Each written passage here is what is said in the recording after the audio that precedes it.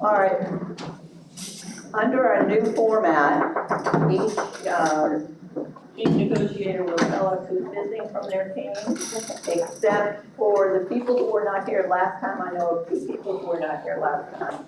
I'm going to ask them to introduce themselves, tell us what they do for the district, and just a little bit about themselves. So I will start with, where do you want to go? Pick up the microphone. Sure, I think the only person missing for our side is Jill Castellan. Okay. And for you, those of you who don't know, Jill had a baby boy Wednesday night. So, was it Tuesday? Wednesday. Oh, Tuesday night. Very cute little boy.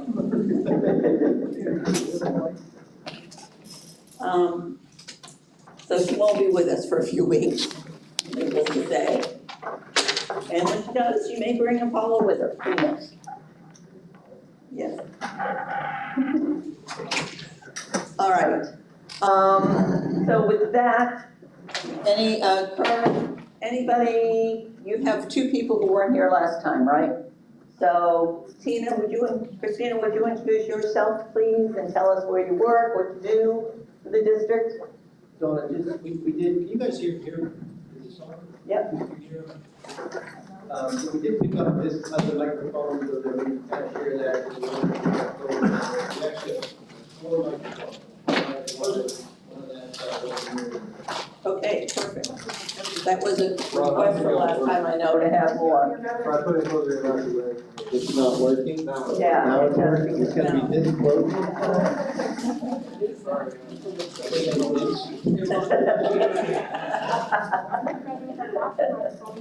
All right, Christina.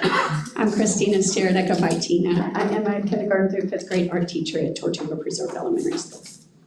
And would you pass the mic to Mario, please?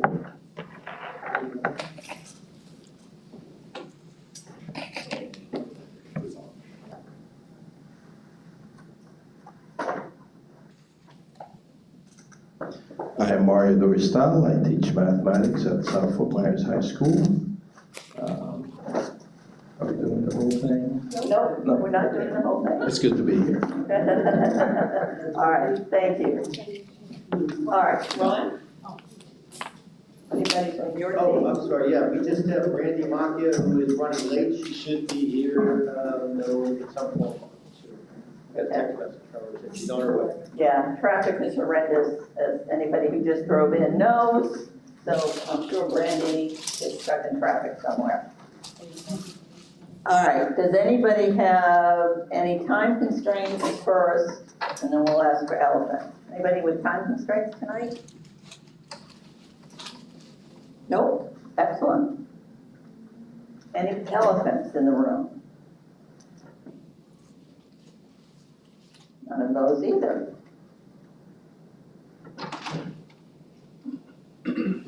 All right. Okay. Nice try, Rob. Nice try.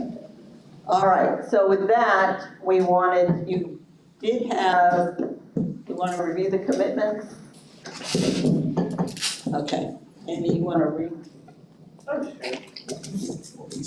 So our commitments we agreed to were to limit sidebars, talk about issues and not individuals, assuming good intentions, begin and end on time, respect the process, maintain confidentiality, silence the cell phone, take breaks when needed, respect opinions and thoughts, and maintain transparency. And some general common interests that you all came up with were the same district, all here for the same kids. Employee morale, reduction of compression, student achievement, safety, recruitment and retention, culture, equity, compliance, competitiveness, implementation, and manageability. Thank you. All right. Now, everybody got a copy of everything that Amy did last week. So those are our minutes. And does anybody have any corrections or deletions to those minutes?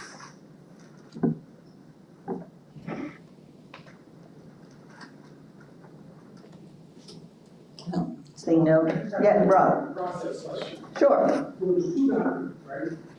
That we currently have, what is the last one? That's what we're doing. Yes. Yeah, on the 24th, I have the old stuff in like a light gray. Today's notes will be in regular black.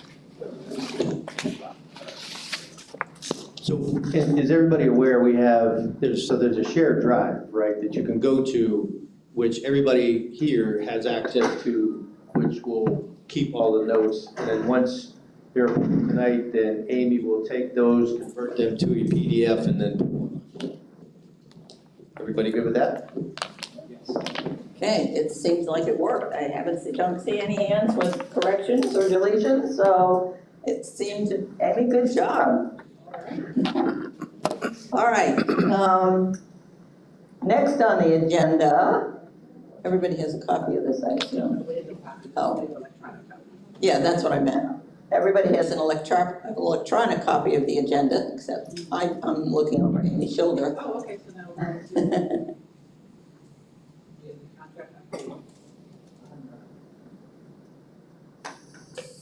Oh,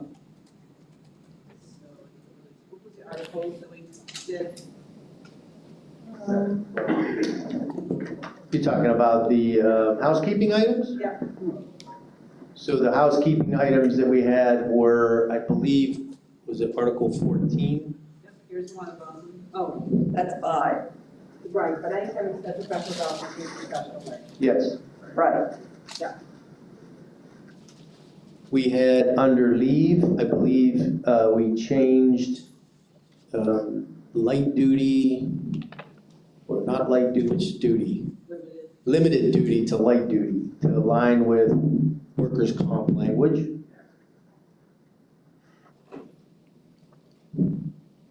Okay. Anything else? And the last one was the JROTC requirement that was changed by law from 6 years to 3 years of service experience, yes. Right. And those are all statutory changes, so it's a compliance issue, Yes. and we do want to comply. So I believe that last time we left, you and Kerr and Kevin were going to decide what articles to start with? We did. Oh, no, I didn't do thumbs. We didn't do a thumb. We didn't have any corrections or deletions, but, all right, may I see thumbs for the minutes? That's okay. All right, we're good.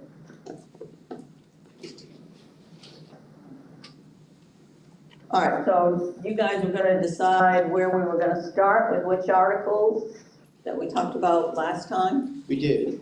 So, yeah, we thought maybe there was some kind of low-hanging fruit that we could take care of from the beginning, because it seemed like from the conversation that we had before that, you know, we had some consensus already, even in the stories and in the screenshots of some of those issues. So I don't know if we want to talk about, we're gonna start with 7.01. You know, the first article was, or do you want to, did we say, Kerr, I'm sorry, we're going to go by the questions? Are we going to take these in order, the questions that we presented? That's fine with me. Okay. So, from the management perspective, you know, we brought up an issue around 7.03 planning. And so we were looking at, you know, what is missing or what is needed within the language for clarification. And so I guess upon further review, and I think early on I asked for a little grace as far as, you know, how we progressed through this. And so after the recording and having some conversations and really trying to get to the meat of what the interests are, not sure we have even a consensus about what the interests are from the district standpoint. And so we do, you know, we've had some conversations, and I think it's worked well within labor management to address any issues that come up around 7.03 planning. And so without that further knowledge, we're interested in just pulling that issue off the table. I know there was a request for some documentation, which we do have, so that would be from a district standpoint, not present that as an interest. Okay. Anna? Somebody give her the microphone, please.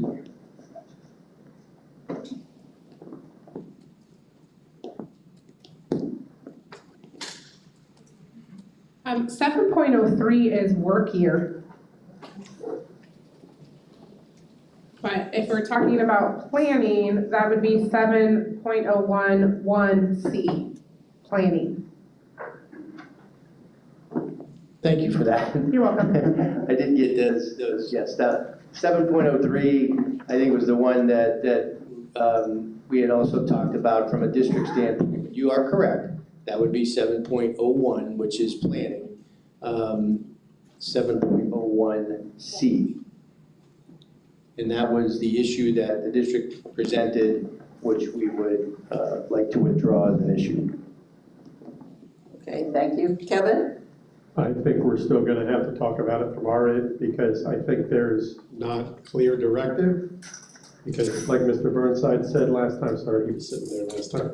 Mr. Burnside said last time, you know, at his school, they don't do planning, but at other schools they do for IEPs and meetings. So I think from a consistent across the district basis, we need to talk about what teachers' planning time can be used for in regards to job duties and it just says meetings now, and if I call anything a meeting, I can encroach on what is becoming ever more limited planning time from teachers. Okay. Yes, go ahead, Carl. Yeah, just to clarify, just one extra part to that, what I said, yeah, we don't, but I said that there are times with like IEP meetings that have teachers that would rather use that. They want the flexibility, but the way I've always interpreted it, I'm not allowed to allow them.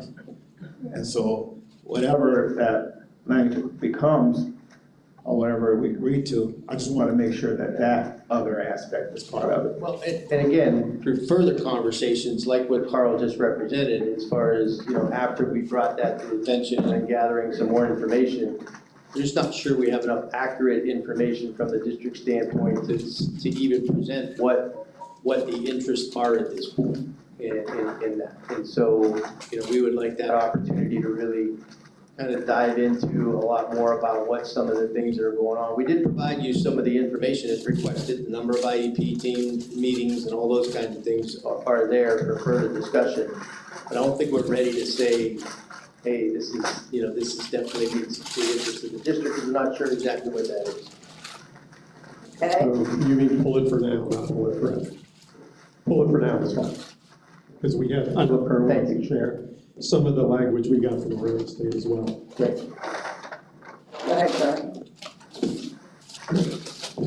I sent this to Amy right before we came into bargaining. I gave you 10 separate contracts from across the state that reference planning times and specifically IEP meetings. The majority of them, they give some grace if somebody wants to volunteer to give up their planning time to hold an IEP meeting. But the consensus is planning time is owned by the teacher, and they can determine, you know, what they do during those, unless there's a waiver otherwise. I've seen a couple of contracts that unfortunately had a waiver specifically said that those could be given. But yeah, you can take some time. I guess we can schedule this for a future meeting and give you some time to go through those contracts. Okay, so basically, we're going to table this for a future time and give you, everybody more time to investigate. Rob? Well, I think you're touching on my inquiry was whether or not what our chief negotiator, I thought we were doing was pulling the issue from this bargaining session. But now I'm hearing TALC having some interest in wanting to discuss the issue, which I'm not sure is bargaining the issue. So I'm just curious, what are we doing? So I can help with that. Please. Yeah, so, you know, what we've, kind of the training that we went through from the interest-based perspective is, you know, you bring your issues that you have in the form of a question. And so once we did that, and upon further conversation, again, from a district standpoint, that is an issue or a question that we are removing from our list of those. If TALC would like to talk about something within Article 7, I think they're within their purview to do that, but I just removed it from the district's standpoint as far as an issue.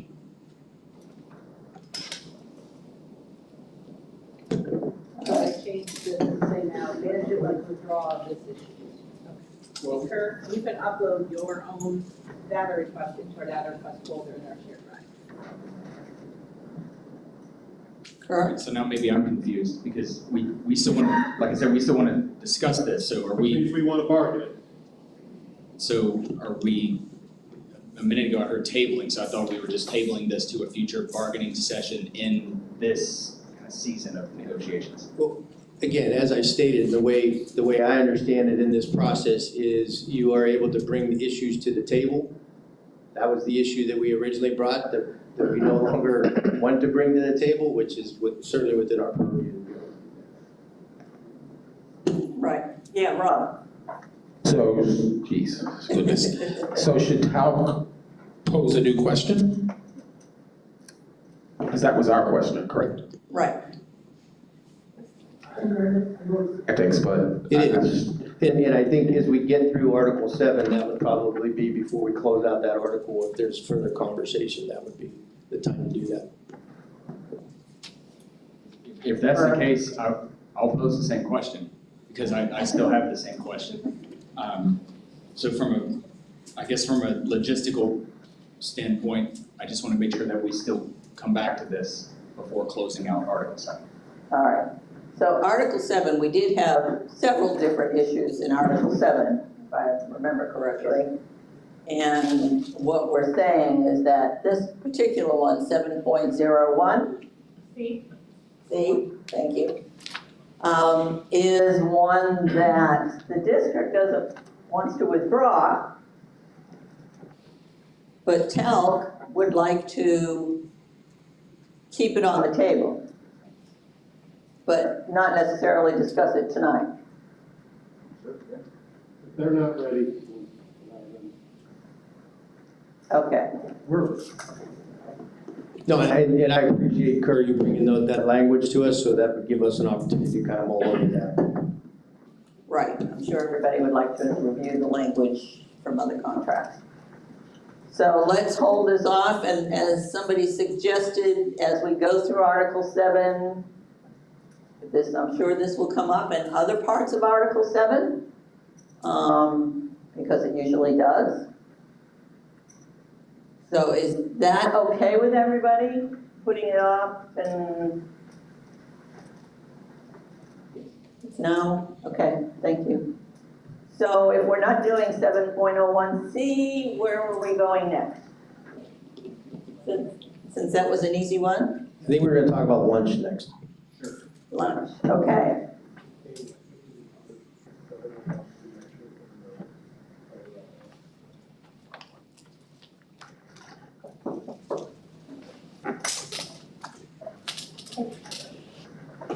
Wait, there's a 1 before the C. Like 7.01, 1C. Parentheses 1, parentheses C. There you go. Okay. All right. So lunch, and who brought that up? All right, would you like to start with that? And we do have the snapshot that we did. This one should be pretty easy. We really just want to codify into the CBA kind of the understanding that was made that we had at calendar committee and the memo that the interim superintendent sent to the cabinet and to us, memorializing the 30-minute duty-free lunchtime. Okay, so we're going right to options, and that's to codify the 30 minutes in the CBA. That is my option. Okay, looking at interest, does it meet our interest? Can I interject to that? Sure. Too? And again, this was part of the conversation, I think. The district is committed to making sure that we provide a 30-minute lunch for all of our teaching staff and our non-teaching staff as well, because they already have, for the most part, a 30-minute lunch one of the interests from the district standpoint is we are really not sure exactly what legislation is going to look like or changes that might look like in the future that might cause us to alter our schedules. And so although we are certainly committed and at this point willing to say teachers will get a 30-minute lunch next year, we would like and would propose to add a little caveat to that. And we do have it in other places in the language that says basically if something drastic changes, then we can reopen this as an issue. Okay, so we have another option. Kevin? I'll give it to you.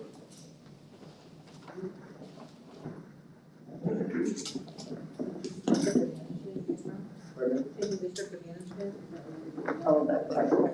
Yes. So my question is, wouldn't theoretically every single thing we have in our contract be at some point open to be changed by legislation that would, if that would happen, we would go ahead and do those changes, just like we just did with our housekeeping things of changing professional development to professional learning, changing the DJJ thing from 6 years to 3 years. So I think when, I think we risk that opportunity with every item that's in our contract. We never know what would happen with legislation, and if that does happen, then we simply make the change, or we do so in an MOU if it's something that needs to happen immediately. So I'm just, those are just my thoughts. Rob? So historically, well, yes, the answer to her question is yes. However, historically, to make one or both parties feel more comfortable with something, we have tended to put this language in those circumstances where one of the parties has asked for it. Okay, anybody else? Kevin? So the night we sat a calendar committee, and the night we did all this, and the night the district asserted their right to change the minutes of the day, we were told you had. Could make it work, it's not a problem, half an hour, not a problem. In documentation, half an hour. Not what, 2 months later, I need a caveat? I mean, I don't, you had it. And we're also going to talk about it's a duty-free lunch. So that means it starts the moment I'm not responsible for my students. So in elementary, it doesn't start at 1 o'clock when Anna picks her kids up from specials. It starts when Anna's kids are through the line. At the middle school level, it doesn't start, it starts when they're done dropping them off at the cafeteria, because it's duty-free. And like I tell the pre-K teachers, who sometimes get told to take their planning during their kids' nap time, if little Susie gets up and gets out of the room, and heaven forbid gets hit by a bus, you telling professional standards that it was your duty-free planning time is not gonna work. So you got it, half an hour. Endeavoring to da-da-da-da, the only thing that matters is what's in the contract. And how are we to know what determination you're going to use to figure out whether or not you need to claw back the half an hour you told us, and we all told everybody was gonna happen? I want a caveat on what determines on how you initiate your caveat. I'm not sure where this conversation is headed and why it's going down a certain road. Honestly, the management is committed to giving you a 30-minute. So write it, so we should put it in the contract. I'm perfectly prepared to do that. And in my conversations with everyone, and even the other day, is we are definitely concerned because we don't know what direction we have coming in front of us with. Now we have mandated start times. We have a mandated start, which always, again, kind of plays into whatever interest we might have. We have to consider what is going to happen with legislation or change in whatever it is. I don't think there's any malintent or anything to say we have a concern about the direction that we're headed to in regard to start and end times. And we have transportation. There's a lot that's involved in determining those kinds of things. It's a significant change that the district is that management is ready to go, and we appreciate the calendar committee conversation. We're ready to go. I don't think it's a lot to ask to say, if we get something goofy, we need to just readdress it. Kurt? I guess in my mind, that's what impact bargaining's for. I mean, if we negotiate something here and we get something squirrely, from the legislature, there's nothing that says we can't reconvene bargaining and address the impact of that. And we've done that in some other aspects. We could do the same thing in this case. And we do have other places in the contract where that language exists. I know it's in the dues collection language. It's in compensation too, right? Yeah, we have shortfall, windfall language. Ron, I think, I just want to be clear that we're only increasing instructional minutes this year at the high school level. So if there's going to kind of be this stance towards it, I would insist that there be some type of if-then language, because we've written into schedules 30 minutes at elementary, middle, and high. But we've only asked for more instructional minutes at high school. So I think the way that it feels, I think there is no 30-minute lunch unless there is an increase in instructional minutes. Daily. Kevin? When you told, the fact that you're not increasing at the elementary school level is not a secret. However, the night we agreed to the 30-minute lunch, that wasn't a problem. That night, nobody ever said, oh my God, we're not increasing elementary, this 30-minute thing may not work. I mean, I'll go back to, if I can, the whole conversation started really around the idea in the calendar that we had some limitations because of legislation in the number of minutes that are required from the start date, which is again mandated by legislation after August 10th, and trying to fit an entire semester before, what is in the district's interest to finish the first semester before the kids leave in winter break. And to do all that was, part of that was how do we increase the instructional minutes so we don't run into, again, the idea that it's Florida, we're gonna have our disasters or our calamity days, and that we don't. So that was all that conversation was based on us working together to solve specific issues that we had. There was an issue in the calendar, which we resolved, and we said in good faith, hey, I know you've been asking for 30-minute lunch for a while, we think we can make it happen. And we did, and we committed to making it happen. Now all we're asking for is, hey, we're gonna continue to commit to it, but we just need some flexibility to be able to have a conversation again if those things change like they did with the calendar, the number of minutes in a semester, start dates, end dates, all of that could be on the table. Rob and then Anna. Yeah, and Kurt alluded to it, as recently as last bargaining session, we agreed to language that says, pursuant to the statute, payroll deductions are no longer permitted. In the event the statute is changed or amended, the parties agree to renegotiate the ability to deduct dues. All the district's asking for here is similar language because we're dealing with a state legislature that can be unpredictable, and that's all we're asking. Anna? So my question is there a current statutory requirement for a minimum amount of lunchtime? So then my follow-up question would be, if there's no current language that has a minimum requirement or a maximum requirement for school lunchtime, where the concern for management is to add this caveat. I do see, in the instance with payroll deduction, that was a huge change in legislation that affected many things within our organization. So to put that caveat in there was a bigger thing than this. So I'm just curious where, if there's no statutory requirement for school lunch as it is, where is the great concern coming from management? If you could just explain that a little bit. It's not necessarily, no, you're right, there's no mandate for lunch, but there are mandates for start times, the amount of minutes that you have to have in a semester.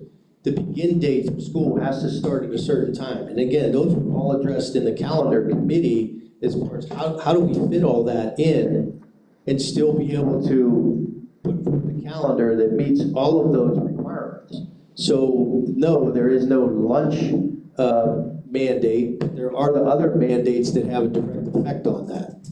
So if I could follow up, so then maybe how I was interpreting it is that you guys I took it as if there was a change in legislation specifically around school lunch times, that's not necessarily your concern. Your concern is more so this change in instructional minutes and those things. Yeah, I know you have your hand up there. Can I just add to that? Yeah, There's currently legislation right now that if no changes are made, will go into effect to move the start time at high school from, what are we, at 7 o'clock, Nathan, next year, going into that, to 8:30, which then causes us to re-look at all of our, it really, like even transportation has an effect on our start and end times and what that might look like and when we need to get kids in and out of the buildings. So we have current legislation. From everything we hear, there's other legislation being introduced to repeal that. But as it stands, we could be dealing with that as soon as next year. Rob, pass the mic on. Yeah, I got it. If I'm not mistaken, correct me if I'm wrong, but I think the concern is right now, 25 minutes is just not working, okay? So why don't we just agree to the 30 minutes, full stop, no caveat, that's it. Regardless of what happens, regardless of new legislation, can we just agree to give teachers a 30-minute lunch? Because 25 is just, it's just not working. Speaking as a high school teacher, 25 minutes is just not enough. Well, the answer to that is yes. That was the intent from the beginning, when we introduced at the calendar committee an option that had additional student minutes to it, was to be able to provide that, because it didn't come up in calendar, but through conversations in history, looking at past notes, it's always been an ask, right, to increase the number of minutes. So I think we found a way to do it, and that's the whole key. We found a way to do it, but this is the first year of implementation. We have other legislation coming out. All those things just need to be taken into consideration. We're just a little on edge about what that might look like in the future, and just asking for us to have an open conversation again, should that occur. If nothing changes, that 30 minutes is codified for as long as the contract language is in existence. Kevin. Oh, I'm sorry.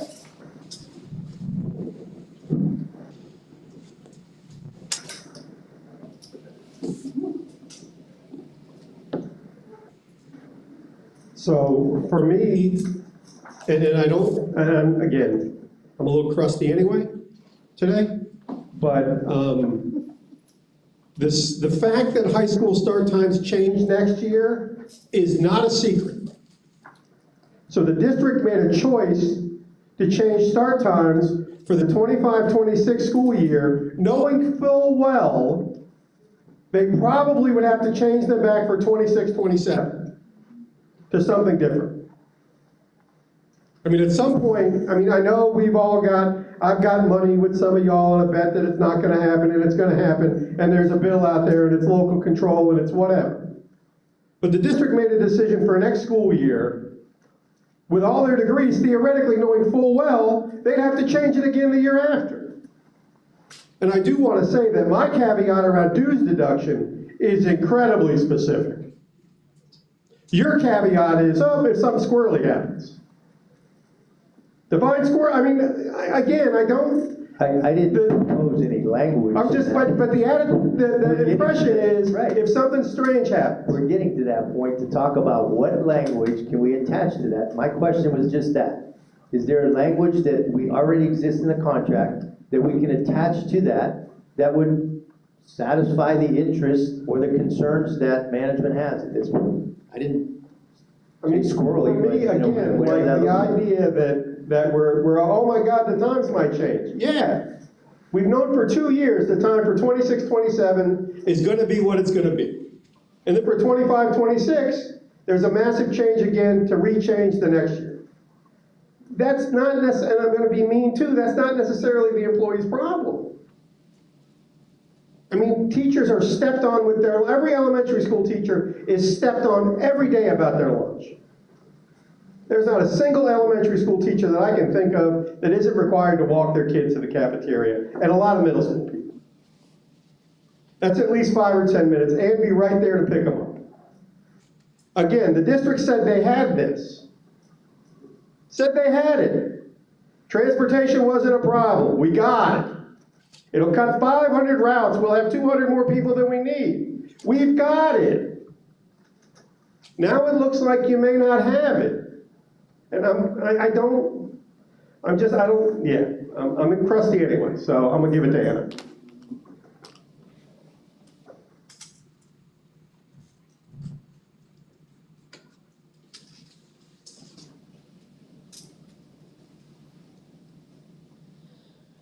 So, here are my questions. Does the district have concerns with being able to implement this 30 minutes? And can it really truly be implemented at all levels? Because it is concerning that we are gonna go through all these changes next year to change start times, and then have to change start times and possibly lose, like, it just, can this be implemented? Again, I can't reiterate enough that from the start of the conversation about adding additional instructional minutes to meet the needs of the issues that we faced over the last 3 or 4 years within the calendar. Because we've run into having to change the first semester.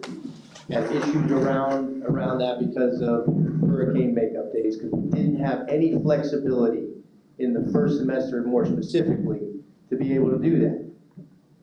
And so in our conversations, even getting ready for calendar committee, how can we avoid these situations?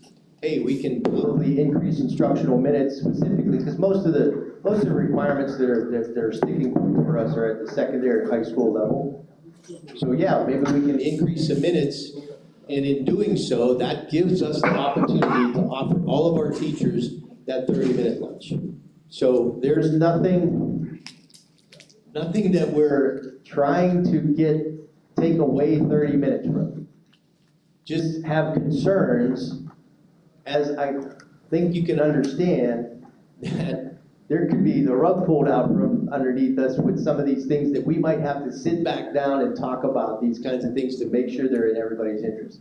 I'm telling you that the management is committed to making sure our teachers have a 30-minute lunch if all things are equal.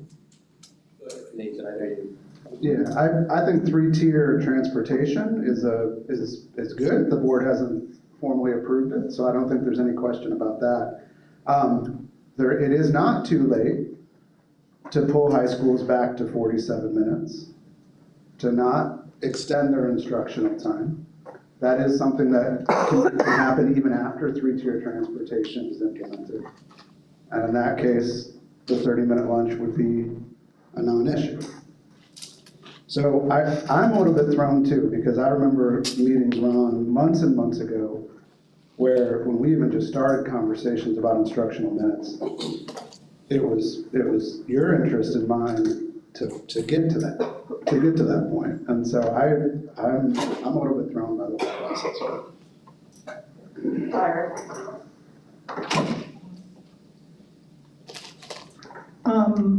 My thought process is, can we have the caveat include language with the management's commitment that they will ensure that employees have a 30-minute lunch in the language?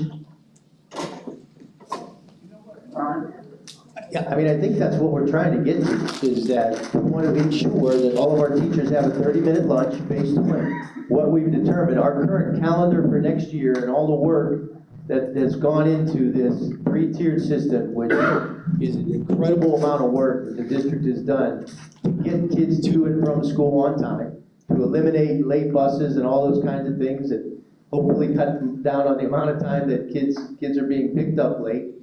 And again, to address the interest of, providing that flexibility within the first semester has all been taken care of. We absolutely want to ensure that teachers have a 30-minute lunch, and we're going to do so going into next year because we built a structure to be able to do it.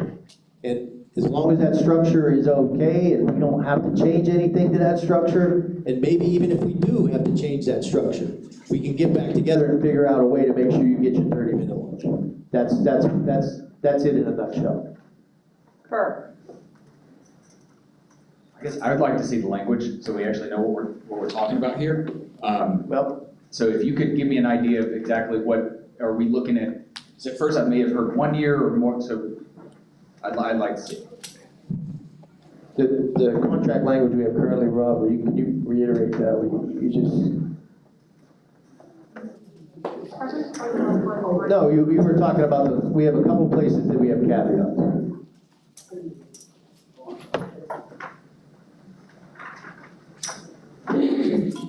Regarding dues collection, it says in the event the statute is changed or amended, the parties agree to renegotiate the ability to deduct dues. So it could say something like, in the event that school start times impact the 30-minute lunch, the parties agree to renegotiate this section, or something to that effect. I mean, it doesn't have to be that complex. Correct, sure.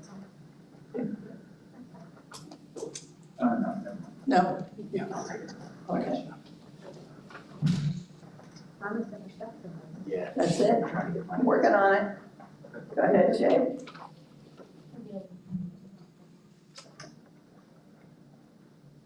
I guess my question is, if school start times change, which they could or could not based on current legislation, that is, in my mind, not going to impact our work hours.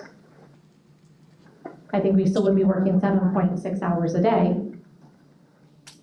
So is the concern that if transportation has to change and we have to change schools because of school times, why we would not be able to fit that 30-minute lunch in? Are we looking to maybe take away the extra minutes that we have now built into high school, possibly? I think that in this process of moving from a 4-tier system down to a 3-tier system and adding additional instructional minutes and then trying to, again, meet the needs of those interests, there's a lot of moving parts that goes into that.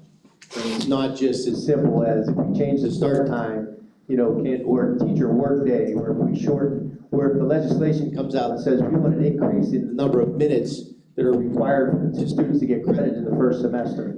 That would be a profound impact on how we would have to address start and end times and work day and all those kinds of things. So I think it's just a matter of all the work that's gone into developing a structure to be able to increase instructional minutes to meet the needs of all those legislative requirements. And again, to be able to provide the teacher a 30-minute lunch, there's a lot that goes into that. And we just want to make sure we have that opportunity to keep these ongoing conversations should we need to. And not just say, the legislation changed, nothing we can do about it. We can't sit back at the table and discuss anything because it's codified in the language. We're not asking, for us to open it up every year. We're just asking that if something changes that would cause us to do that, like a change in legislation, that we just have to sit back down to the table. And we're bargaining. That's what bargaining's all about, is sitting down there and talking about how we solve issues. So I have a follow-up to that. Is there current legislation about changing seat time minutes? I hope not. I don't think so. The solution may be that if we were putting it into the contract, the 30-minute lunch be tied to a certain number of instructional minutes. So if that's easier to kind of work through, then we say if there's going to be this many instructional minutes that a teacher is asked to be instructing, there will be a 30-minute lunch. And then we don't have to worry about future legislation. Okay, so, right. Oh, go ahead. I think I think that would be difficult at this point though, because the only place that we're increasing instructional minutes is in the high school level. Which it goes back to the previous point, which is right now, I think it was within our interest to make sure that that 30-minute lunch existed at all levels, even when instructional minutes weren't being added to elementary and middle. So a 47-minute period by 7 periods is 329 minutes. So if it helps with the language, we would say if teachers are asked to instruct more than 330 minutes, then they will be provided with a 30-minute lunch. I'm just looking for a compromise if we do not want language related to legislation changes. Yes, Shay and then Kara. My only concern with that is that one of our interests is equity. And if you're requiring, let's say, a high school teacher to teach that many minutes, and then you would have to make that same caveat for an elementary and a middle. And since we're not increasing their time, I don't see how we could put that in there and still remain in our interest of equity.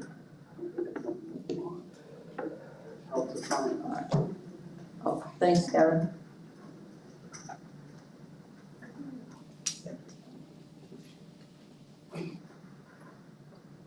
We'd like to call for a caucus, please. Okay, approximate time? 15 minutes. 15 minutes. And management to have a caucus? Yes, Here or do you have a room? I believe we have a room. Okay, Yeah, we have. all right, 15 minutes.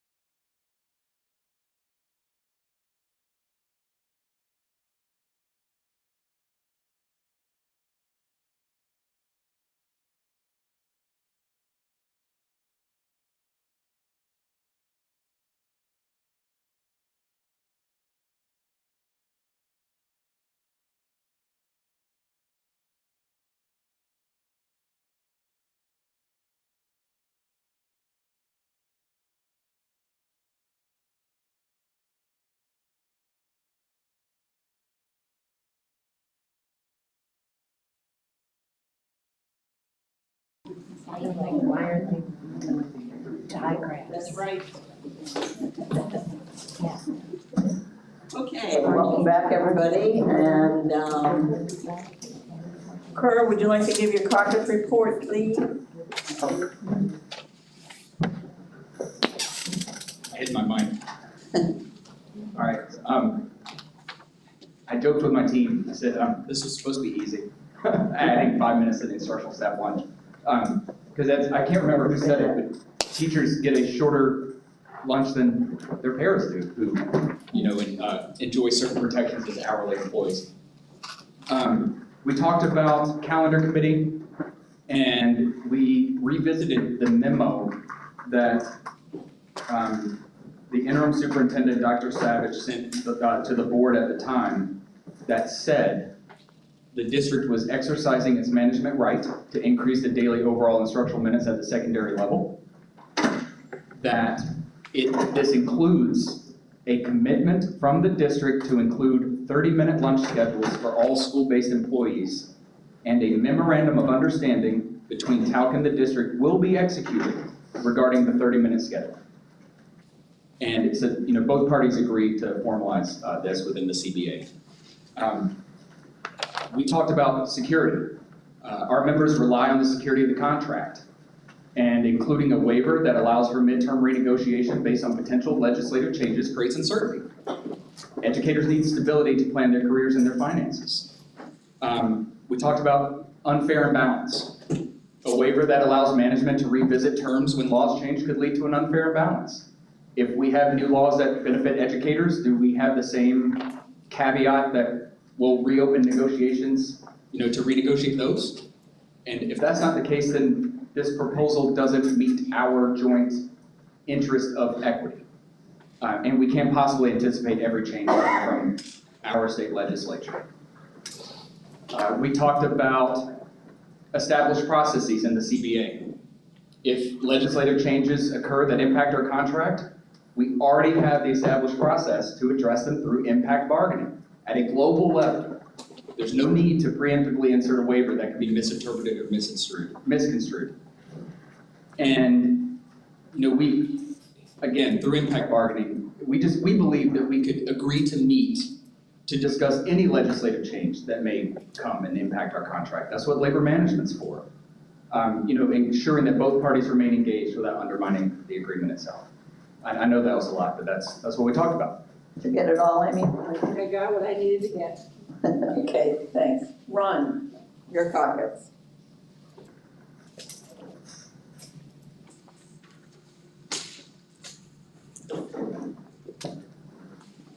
So actually, we had a very similar conversation, I guess, to what you were, and you always talk about this in bargaining, and you look for ways to make sure that when we're all gone, that the intent of the language and all of those discussions, is there so that the next person can read it and understand. I just kind of want to go back to, again, the memo, which, if you think about that, in calendar committee, was, again, in good faith, talking about meeting all of the interest at that point was, I think from a management standpoint, was, I'm just going to say it, it was management that basically said, listen, we wanted to be able to increase the instructional minutes because we're running into all these issues, and as a result of that, I know it's been an interest for you, we want to make sure you get a 30-minute lunch. And so it wasn't, at that point, it was management's good faith effort to be able to provide something for you, again, to meet all of those interests. We have current legislation that could change some things, and we're asking for something again in there that basically says, which we do have in other places of the contract, because this is so new, and if legislation would change that would directly impact the instructional minutes, that both parties would agree to come to the table and talk about. Kevin. So that's what, if that language is, too far reaching or anything like that, then, we can go back to current contract language. Kevin. Is a change in start time a change in instructional minutes, because I don't know what specific piece of legislation you're referring to that changes instructional minutes. So is a change in start time a change in instructional minutes? Because as I think Shay might have said, or somebody said, that's just start and stop time. So is that the thing we're talking about here, that we're beating around the bush on? No, I think it's, if it directly impacts instructional minutes is where our issue is. That, and again, when you can say start and end times, but if that would change, what was somebody brought up a really good example of legislation that directly impacted, and it was recess. So we go ahead, Randy, you're the recess person. You can kind of talk a little bit about that, appreciate that. Well, no, it was just elementary recess kind of hit us at the last minute one time, and then that can't count as instructional minutes, so that changed our whole number. So again, knowing that some things potentially politically could be going back to local control, what does that look like, or does the state make random decisions just because it's not out there? But that did throw elementary for a loop, trying to get in the mandated reading blocks, then when we had to fit in a 20-minute recess time. And I know, like, we also in elementary have to have 150 minutes of PE, so should they suddenly say 175 minutes? Like, again, if we still have that tied to, I think Nathan said, and then what if they said you have to also have a 90-minute math club? We just don't know what's coming, I think is the deal, that we don't, that there's not anything out there, but we don't know what's coming. But recess did throw us for a loop. Okay, Rob. Yeah, something that's important, I think, to note, that Kerr said, that the district is not proposing is a waiver. This has nothing to do with a waiver. We're not asking TALC to waive contract language. We're simply saying what Ron just said. If it's directly impacted, we would agree to come back to the table, either labor management or bargaining. It's not a waiver. We're not asking them to waive the 20 to 30-minute lunch at all. All right, Tina, and then Kevin, and then Anna. Rob, could you pass the mic down to Tina, please? I guess I'll just ask, but isn't that the very basis of impact bargaining that we already have and already do? Like, that is impact. We don't need that to impact bargain. They could pass a law that says starting teacher pay needs to be $75,000. We'd say we're gonna impact bargain that. That is the very definition of impact bargaining. A decision is made that impacts us and we bargain it. We don't have, the legislature could do anything. I in my conspiracy head, have figured out maybe the district can't pull it off. Especially at the elementary school level, where again, we're gonna be really focused on what time that lunch starts. And that walk to the cafeteria no longer counts. And as Dr. Shaker said, it's not too late to go back to the 47 minutes. So honestly, go back. But then we gotta reconvene the calendar committee. I thought the calendar only worked on the 49 minutes. Go ahead, Tina. Oh, okay. Nathan, did you want to add something? No. Okay. All right. Oh, Anna, I forgot. Thank you. Sorry.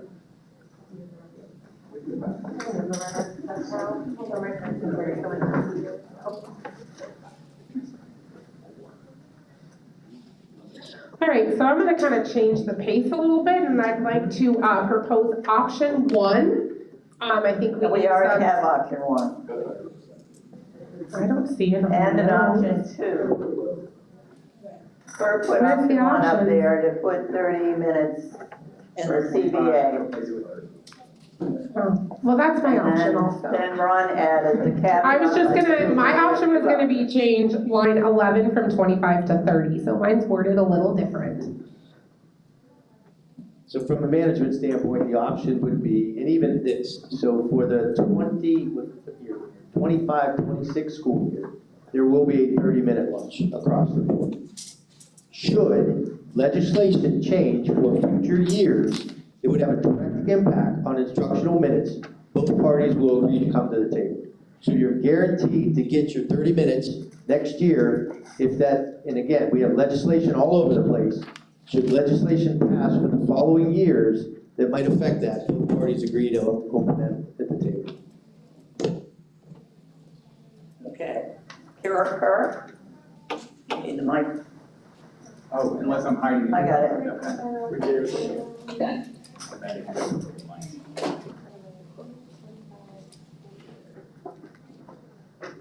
What's the first part? We're in 25-26 school year, we're in 30 minutes. Should legislation be passed for years beyond that, both parties agree to come to the table?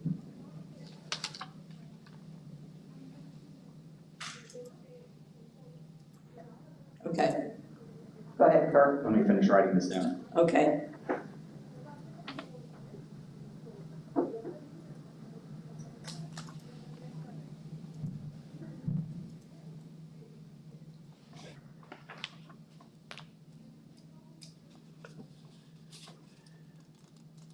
All right, so here's my thought, almost said my final thought. Not yet. Not yet. All right, I appreciate the clarification and with 25-26. I'm going back to our common interests. Or was it, oh, I just lost it, 1 second. Our commitments, I'm sorry, our commitments. Yeah. While assuming good intentions. Could we agree, or would you take our good faith statement that we agree to bargain the impact on this if there is a change in legislation this year without adding this line to the contract? That is our commitment to management in the interest-based process, that if there is a change in legislation that will affect this in future years, that you have our commitment here at the table to come back and negotiate the impact. Fine. I would propose the option that we just gave you. Kevin? I again, and the recess thing, I understand. They did say so many minutes of recess are mandated and so many minutes of reading are mandated at the elementary level, right? And so again, I can't, and I have to ask, a change in start time is not a change in instructional minutes. A change in instructional minutes would be like the recess thing. Let's say the recess lobby gave their money to Tallahassee and said, 20 minutes is no good, we need 25. The big recess lobby, then that happens. I mean, rarely, 28 years I've been doing this. I think there's been a couple of things I've seen that have directly impacted instructional minutes. One being recess and the other being the idea that there had to be so many minutes of reading at the elementary level. Probably both for good reasons, because kids need to run around outside and they need to have reading time shouldn't be sacrificed. But again, it just, I don't think, I anticipate a problem where we disagree on if legislation impacts instructional minutes. Because if we have the start time that we're supposed to have in 2 years, again, that doesn't impact instructional minutes. I'm just concerned we're not going to be able to agree on, does the legislation impact instructional minutes? Unless it's, and again, I will impact bargain if it does, but I think the commitment to 30-minute lunch should be there no matter what impact to instructional minutes there are. What other profession do you know that doesn't get a 30-minute lunch? Honestly, we should be sitting here asking for 45, not 30. I mean, some teachers, again, the elementary school teachers, I keep going back to this, maybe get 15. I mean, I'm concerned we're not going to be able to agree on that legislation. I know you both had your hand up, I don't know who was first. Then just pass it to Anna. Okay.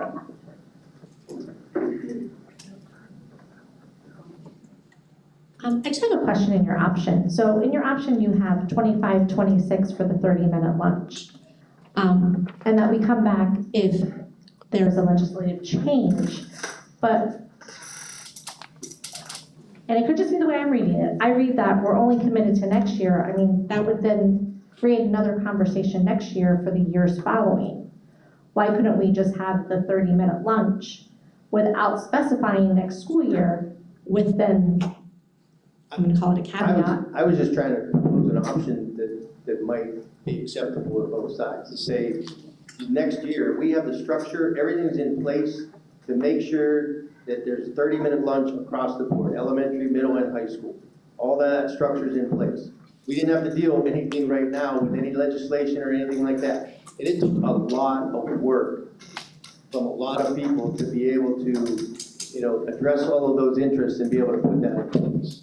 And again, that's why, it's in place. We're ready to go, we're committed to it. It's what we proposed in the calendar committee, was we wanted the instructional minutes, and we proposed, if we do that, we are proposing to give teachers a 30-minute lunch. So it was a commitment from the management standpoint to be able to provide that for you. And once again, we're still committed to that. It's structured in place.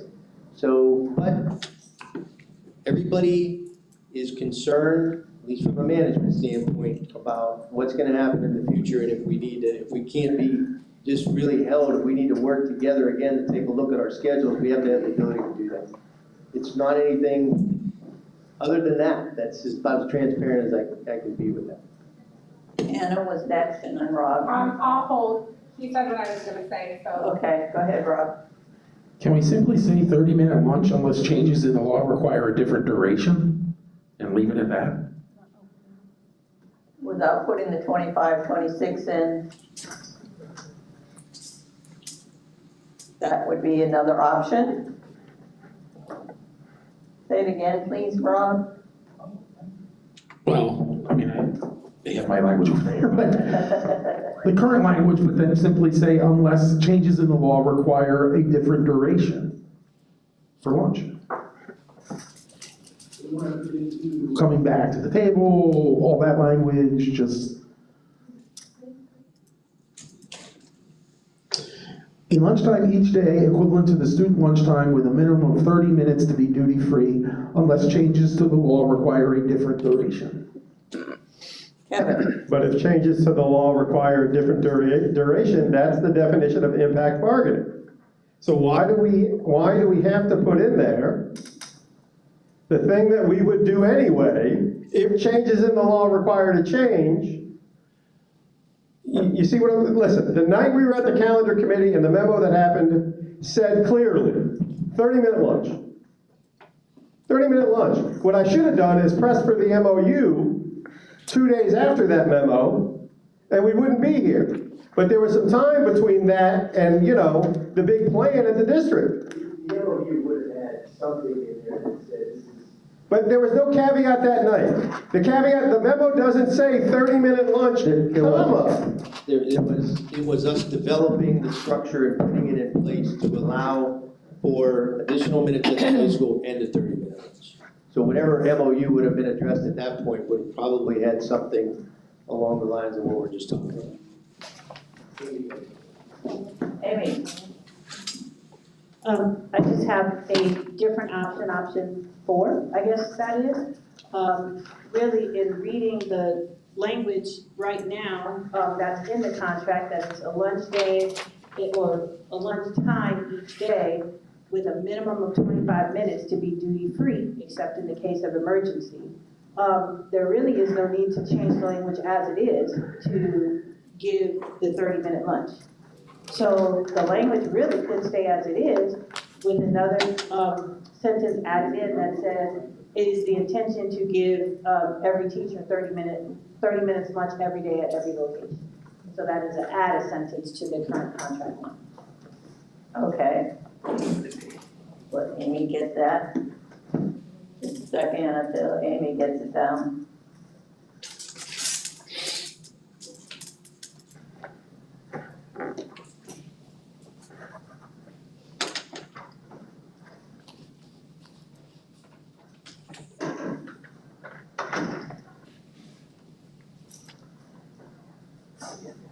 Okay, go ahead, Anna. So, my concern with that is when we look at, we already know that there's a lot of gray area when it comes to contract language. and that a lot of things can be interpreted differently by different people. For example, when we were bringing up the planning time, some principals may interpret it that they have the freedom to do ESE meetings and IEP meetings and all of that during your planning time, and other principals, like Carl said, thought that that was not how it was supposed to be. So when we change it to that, there's gonna be principals out there that are going to, well, the contract says a minimum of 25 minutes, just like it states a minimum of 40 minutes uninterrupted time for planning. I know some schools do 45 minutes, some schools do 50 minutes during the day. I know through conversations with different admin trying to discuss how they're going to implement the changes in instructional minutes and the changes for lunch next year. I would not be surprised to see the majority of elementary schools go down to the bare minimum of 40 minutes during the day, especially those schools that are losing that extended daytime. We are concerned on how we are going to get all of those things in there as it is. So I think, I see your intent, Amy, and I do agree, because it does say minimum, but I just don't think that that would capture our commitments from either side on this commitment to a 30-minute lunch.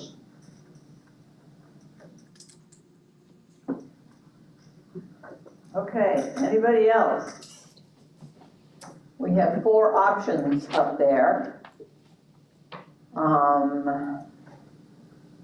Yes, they're all up there. Option 1, codify the 30-minute lunch period into the contract. Option 2, a little more specific, should let, in the 2025 school year, have a 30-minute lunch. And I can't read it anymore. Can you go down and up for me? I'm sorry. Yeah. Should legislation change that impacts instructional minutes, and both parties agree to renegotiate. Option 3, current language for 30-minute lunch unless legislation requires a different duration. Option 4, no need to change the current language with another sentence that states that it is the intention to give every instructional employee a 30-minute lunch.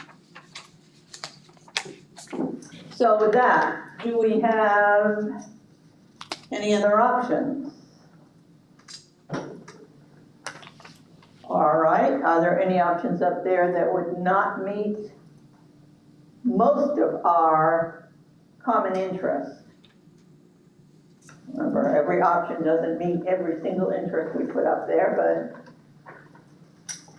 is there anyone that would particularly not meet one of those common interests we came up with? Ron? Well, again, I think management and TALC both have an interest. And the interest from the TALC standpoint is to provide a 30-minute lunch for all teachers. That is also an interest of management, to provide a 30-minute lunch. Okay. But management has another interest that we would like to make sure that our interests are met, which is to just guarantee that should something crazy happen, that we can sit back down at the table and talk about what that looks like. And I put it in, I'm sorry, I shouldn't say crazy. Specifically, should legislation be passed specifically after 25-26, that we could sit down at the table and have an open bargain. Again, 30-minute lunch is in there. The conversation is going to be whether or not that legislation impacts the 30-minute lunch. You have 30 minutes in the contract. You have the right to interest-based bargain should legislation be passed that would cause us to have a conversation about that, because it might affect the district's ability to do that on a regular basis. That's in the interest of the management. Okay. No, go ahead. I'll go ahead. Go ahead. Go ahead, Ron. What's under, Amy, what's under that bullet, under option 4? Is there another bullet there? Okay, hold on.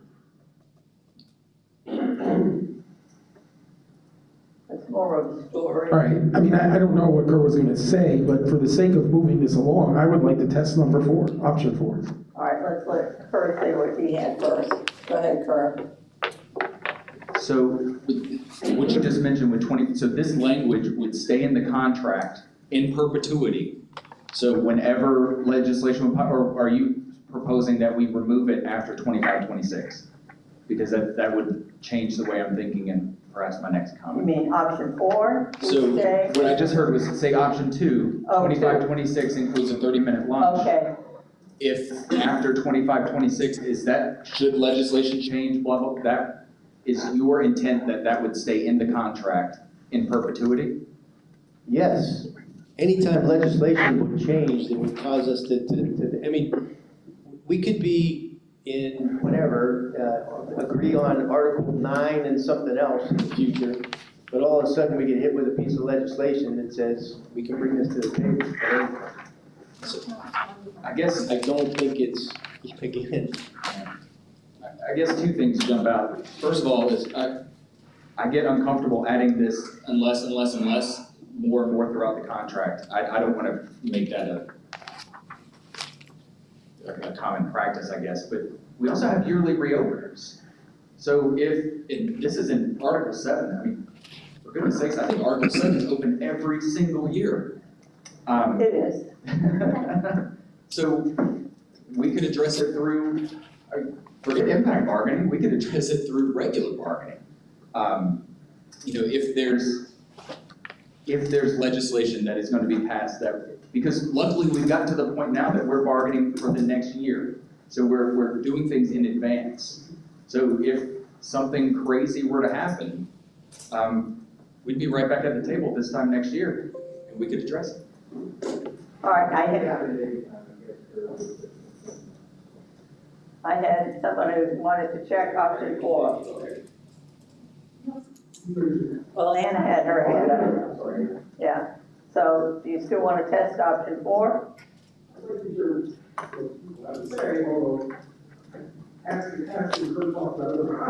I know. I didn't know what.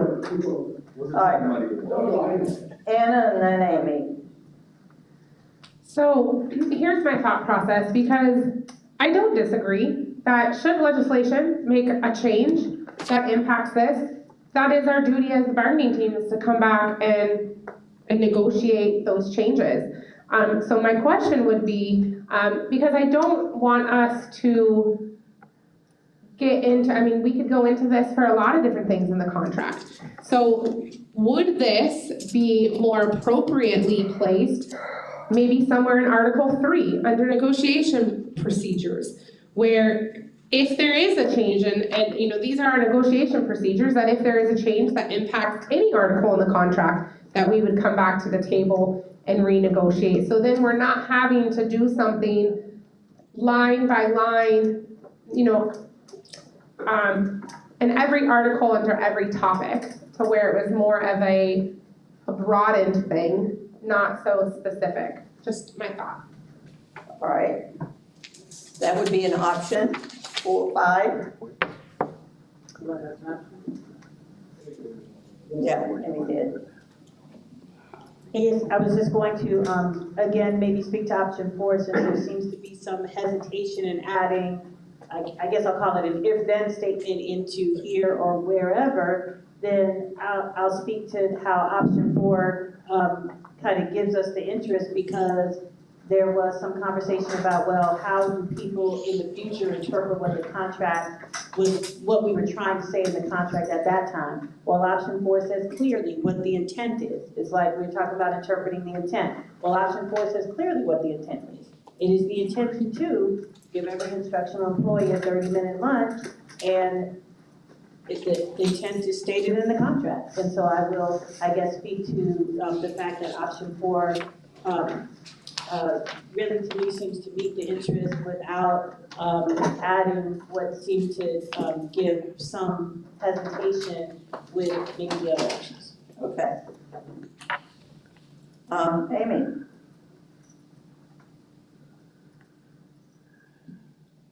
So Amy, are you saying that it would say a lunchtime each day equivalent to the student lunchtime with a minimum of 25 minutes to be duty-free?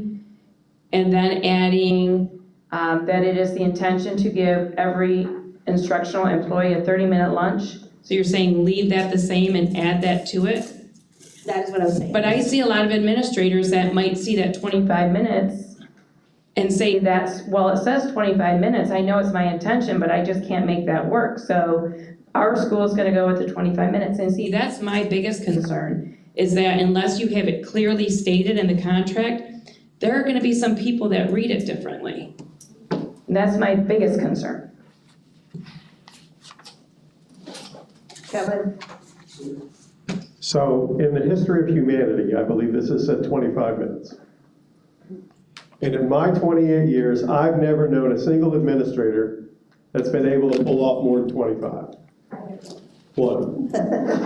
Okay? Two, okay, so there's two. Years ago, all right. So another problem I have is kind of what Amy said. I intended to, but I couldn't. So we grieve it, and we say, it says intend to. We don't think they intended to. And the principal says, well, I intended to. Contract language needs to be specific. It's like an ESE goal. It needs to be SMART. Specific and enforceable. Number 4 is not specific or enforceable because you will get 25 because it says a minimum of 25, and that's what it has always said, and except for 2 rare cases here, and I'll go with maybe a dozen others in the past 28 years, it's been 25. So for me, 4 is a no. And again, I still don't understand why there's not enough trust to trust that we would come back and impact bargain it without having to put in the fact that we're going to impact bargain it in the language itself. You know, Anna's idea was cool, even though 3 is not open. But honestly, we need 4, we only did 2. We want to open 3 and throw in a statement about impact bargaining. Hey, you know, this contract, you know, anything good to change the contract, the parties agree to come back and impact bargain. Even though that's a commonly held labor practice, and I think we've done it, even though the contract doesn't say it in my tenure. I just don't understand why there doesn't appear to be, I guess it's trust, because you need it written down if you don't trust somebody to do it, in my opinion. And I'll tell you, and again, and I'm sorry if people get offended if I say that, but that's not what I intend. If something comes to impact instructional minutes, not start times, and you know, they say recess again, the big recess lobby gets an hour of recess a day, then we gotta come back. But maybe we only gotta come back at the elementary level. So, I mean, again, I just, you know, I don't know. That's, well, especially at 4 though. 4 is a DOA.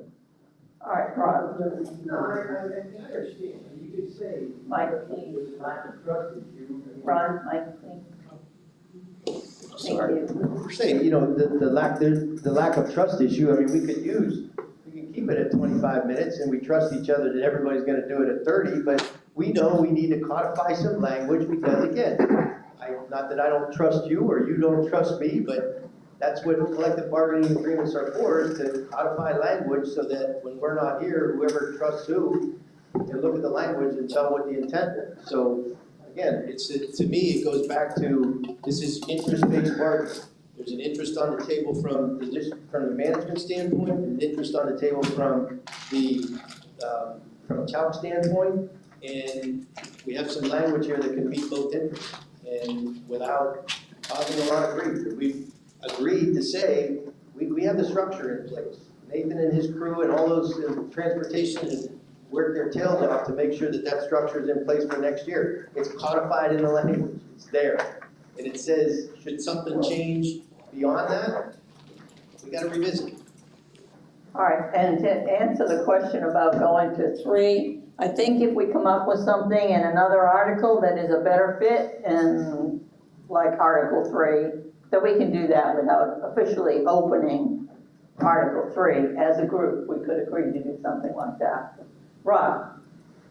So, Carl, I'm looking at, but Other than that, and Amy, I think longest tenured person on this team for the district and the union. And sometimes, and I say this as an attorney because I know this with clients, sometimes a party needs a little bit of reassurance. And a compromise is to come to some language that both parties don't necessarily think is great, but it serves the interests. And I think That's all we're asking. It's not, to me, I can't believe we're hung up on this as the teachers are on the verge of getting a 30-minute lunch for the first time in history, frankly. I mean, it's just a bit of reassurance. And I'm not gonna push option 4 because I've already heard objections to that. But that's all this is. And there have been times, and there will be times in the future when the union asks for reassurance on something, and people have long memories. So please, don't allow this process to bog down and avoid getting 30 minutes of lunch for the teachers because the district wants some reassurance. That's all I ask.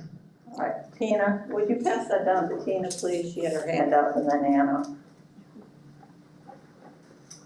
I was gonna suggest maybe doing a straw design of option 1 and 5, so it could be codified in Article 3, like what impact bargaining would look like. So can we do 1 and 5? We can do a straw design of 1 and 5, yes.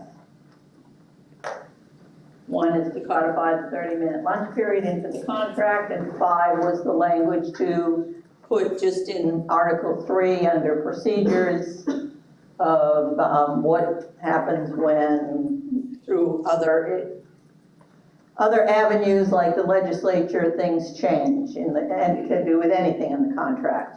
And Anna, you were next.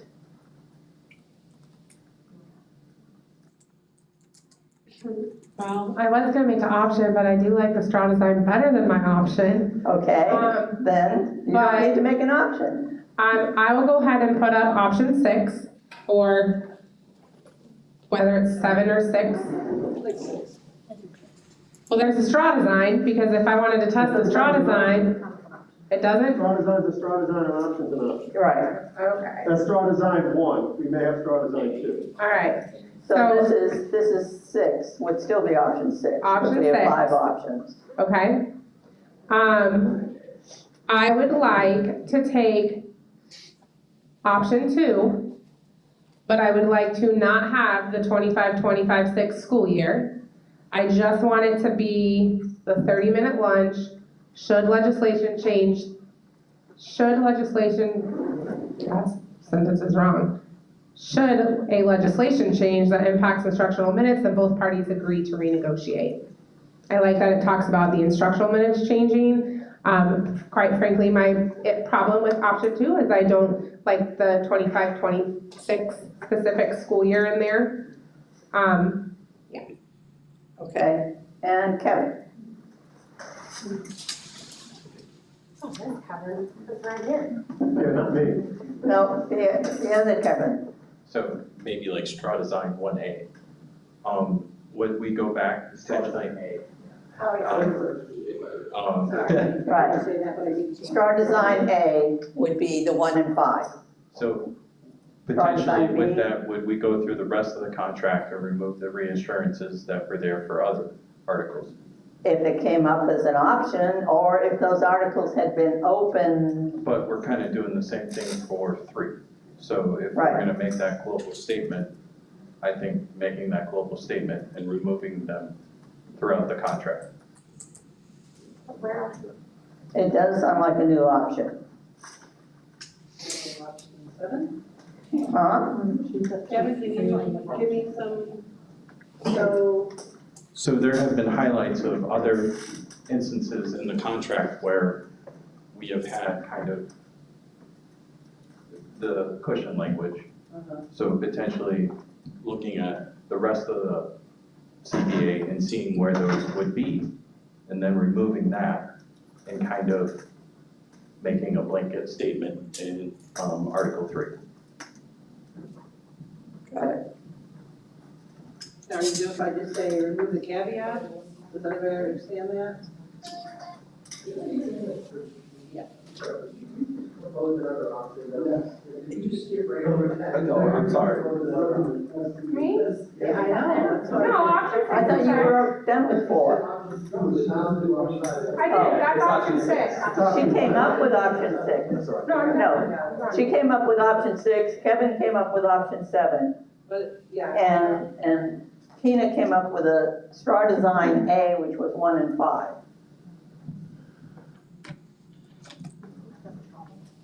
Now, you can make, straw designs can be any combination of any of these options. So, Rod? Anna, so option 6 is option 2, which was management's, just removing the 25-26 language, correct? Yeah. All right, I'd like to test that. Oh, can you just wait a minute. I'm not gonna go. Let Angela, it's okay, bro. She was like, can I test that? That was like letting down my wife and daughter. I don't know. Angela wanted to be the one to ask the test. She didn't know, I was like, that's not how it works. It's her first time. Kerr. We'd like a short caucus before we test, please. Okay, 5 minutes? I'm gonna say 7. 7 minutes. Try for 5. You guys want 6? I'll take bids.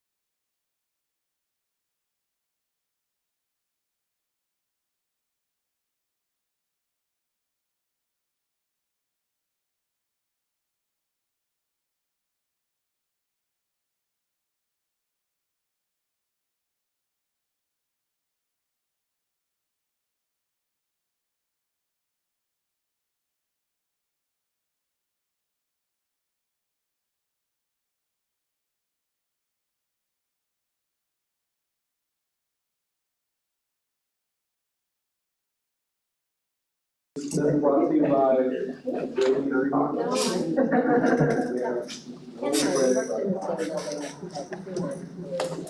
All right, Kirk. Who has it? There it is. Oh. Sorry, Angela, I need to steal the mic. I know. We're gonna give her She's credit. getting hot. She gets credit. She gets credit. Angela's getting credit for testing. Oh, I'm sorry. Yes. We discussed the options as presented. I'd like to ask if I could make a friendly amendment to option number 6, which was Okay. Anna's option. Okay. And I would just like to change the word renegotiate to enter into negotiations. Friendly to me. Okay. Is that it? Yeah. Hold on,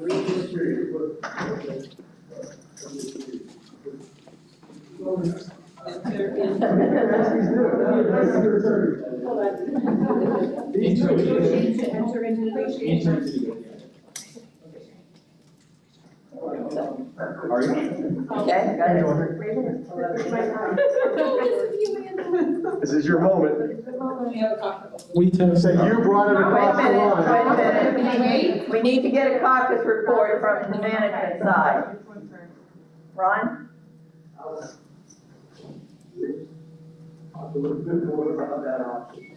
Okay. Okay.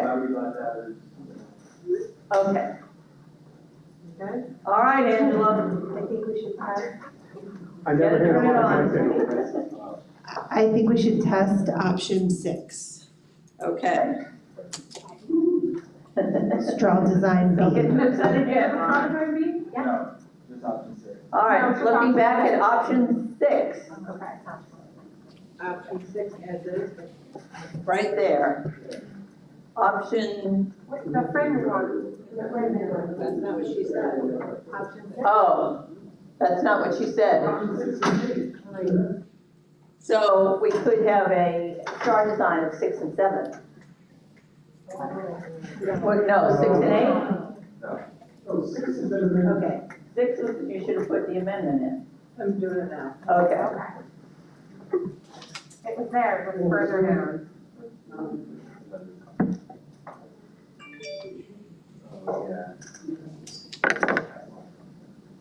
Okay, there we go. Option 6, we have a request to test option 6, and I feel a lot of positivity in the room right now. So may I see thumbs up if you fully support, to the side if you can agree to support, and down if you do not support. All right, I see everybody with upward to the side, so we have an agreement for option 6. We got pizza. Yeah. 30 minutes. All right.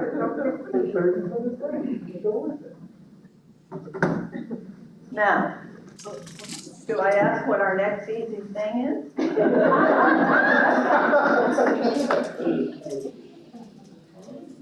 Too soon, Donna, too soon.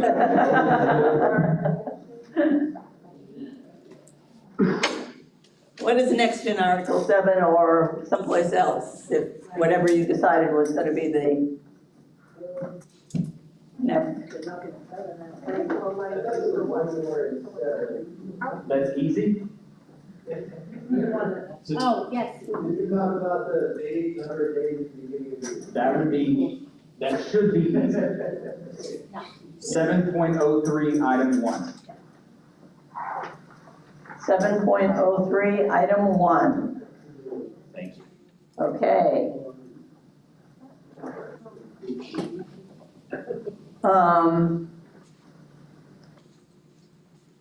Calendar committee changed February in service to preschool week. Calc is looking for language to allow for flexibility. 6 days before the first student day is preschool. The question was, how do we allow for flexibility during preschool week and still provide the appropriate training meetings and planning time for the upcoming school year? Do we have any more to add to that?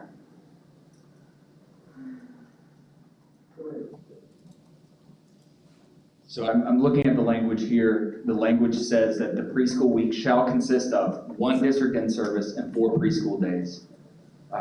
Recent years, we've taken the February in-service day and moved it to preschool week. So as I see it, a quick fix would be shall consist of at least, and go from there. President Daley has reminded me that a line in here stating that no one will work more than the number of days on their applicable calendar, something like that may be beneficial here. But I think just adding the phrase at least into line 15 would add the flexibility that we're looking for. Kirk, what I have here, preschool week shall consist of at least 1 in-service and 4 professional duty days? Yes. That's what it says, Kurt. And you want to change it to at least? It says consists of 1, and so I'm just saying add the word at least as you have it in italics. Okay. So that's an option. We have no more story. Do we have any other options? Yes, Rob? So is the desire of the union to preserve those 5 days? Is that the interest? People saw 5 in the contract, and then we started to do 6 because we moved the February one. And they said, why are we doing 6? We should only be doing 5. But I would like some reassurance that no one will work longer than their contract days because of this change. So I don't know how we add that. If I'm a 196 employee and we go 6, then there's only 190 other days. I need some reassurance there as well.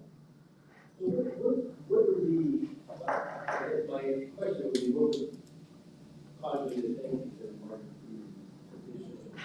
the first thing, or what would play into that? I don't know, I just need reassurance. Okay. Rob, did your hand? No? Shay?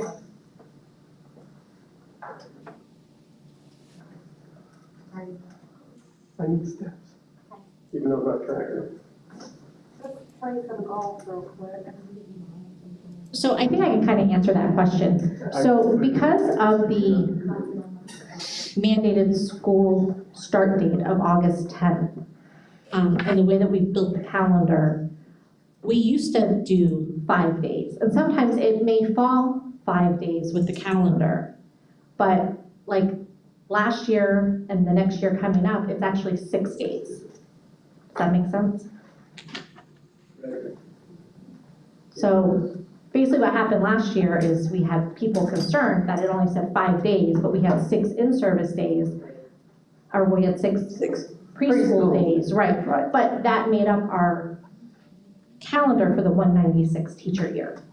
So we're just trying to put some language in there that makes it a little bit more clear. Because I know in the calendar, we actually had a conversation about moving that in-service day even to another day.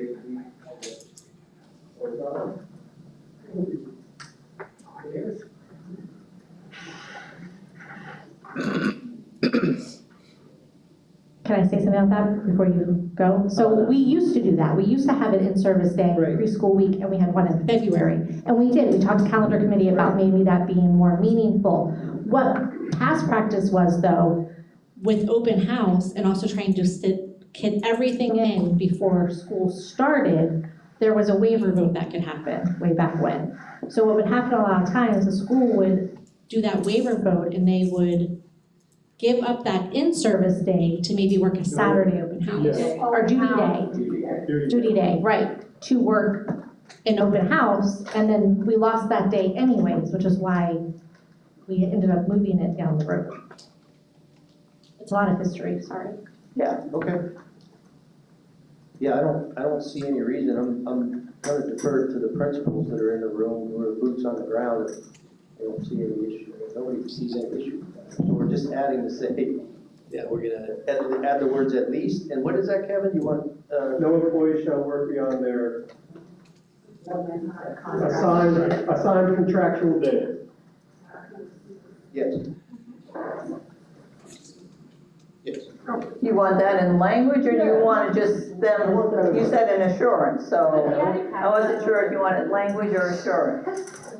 So Kevin, do you need not to exceed 196 days? No, not 196, because It's 109. Whatever's left over, assigned contractual. whatever's left over. So I think the contract right now says, sorry. All right, I have several hands. Oh, I'm sorry. Anna? Okay, Angela. My question is, how does open house play into this? If an open house is maybe 4 to 6? Are we gonna flex hours? There's other ways. Anna? So my question is, how would Cine days play into this? There's schools that come back before, is that because it falls under additional compensation? Say that again. Schools in need of improvement sometimes get extra days. Yeah, but you get, I mean, you're talking about compensation that goes around. Yes, yes. Nathan? I just want to clarify, it says preschool shall consist of at least 1 in-service and 4 professional duty days, not to exceed contractual. Current contract says preschool week shall consist of 1 district in-service day and 4 preschool days. So a preschool day is very different than a professional duty day, just in the ability to have meetings and conduct business otherwise. So the, Yeah, we got language around the preschool days. okay, so then the language would say the preschool week shall consist of at least 1 district in-service day and at least 4 preschool days? No. No, just, Go ahead, you can fix that. Just like golf, so I'm not All right, so the language would say, the preschool week shall consist of at least 1 district in-service day and 4 preschool days. During the 4 preschool days, teachers shall have at least 12 hours for uninterrupted planning and prep for the upcoming school year. And then Kevin's caveat, something about not to exceed the number of contractual days. The word at least would give us the flexibility to include a second in-service if necessary, or move it somewhere else throughout the year. Wait, did I misspeak in that last part?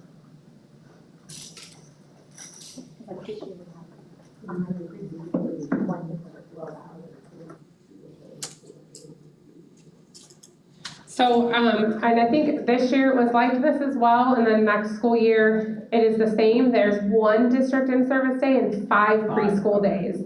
So I don't know, that's where I think the word at least, the 4 preschool days, Did I put the at least? and then 1. Oh, I and put then at least in the wrong place. And then, maybe it should say on the preschool days, it's at least 3 hours of planning. I'm just kidding. I know, I'm just joking. That's fine. That's We fine. need more planning time. So we're gonna add cohesion, perfect word. okay, so 1 district in service, or 1 in-service day and at least 4 preschool days, or, yes. Whoa. It does. I got it. It will be 1. All right. Anna? So just looking at the language, the second sentence is, during the 4 preschool days, teachers shall have at least 12 hours for uninterrupted planning and preparation for the upcoming school year. Could we potentially take out the 4 and just have it say during the preschool days? Because then that wouldn't, if there was 4 days 1 year and 5 days the next year, we're at least just talking on those preschool days, 12 hours in total, because I know some schools, no, it says during the 4 preschool days. I'm saying take out those. Right. Up here, it says during the preschool days. Amy changed it up here on I can't read this and that's loading in one over here at the same time. No, I love this though. But see, sometimes it's more than 40. That's what I'm just saying, just have it say during. That's why it preschool says at days. least 4 preschool days. There we go.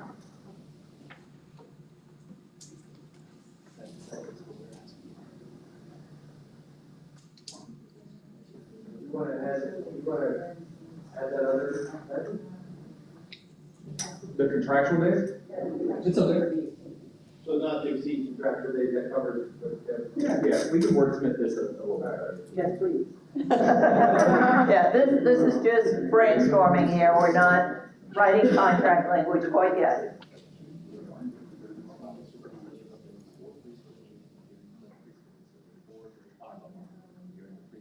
Amy? After 12 hours, it needs to say. After 12 hours, it needs to say for uninterrupted planning and preparation for the upcoming school year. It just clarifies what those are for. For uninterrupted. Uninterrupted planning and preparation for the upcoming school year. That just kind of puts a bow on that one. We'll go to the next. Right, but that's okay, whatever. All right, anything else? Talking about preschool. All right, we only have one option up there unless Kerr. Called a test option 1. All right. And a 30-minute caucus.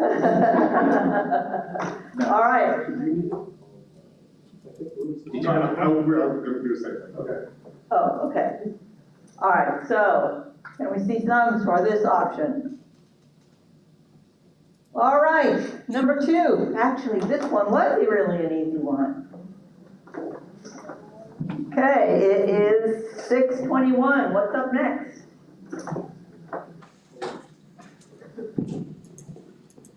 Kerr. We may have exhausted the easy things for this evening. I don't, gee. I propose punting to the next session. Okay. Ron? You can agree with that? Okay. I guess if everybody's okay with that, we are punting to the next session, which would be in March, yes. March 10th. March 10th would be the next one. So March 10th, we will see you back here, and thank you, Joe, for the pizza. Thank you very much. He's not taking it with him, so everybody wants to take some, take it Does it have home. to stay here, but it's not going to? Exactly.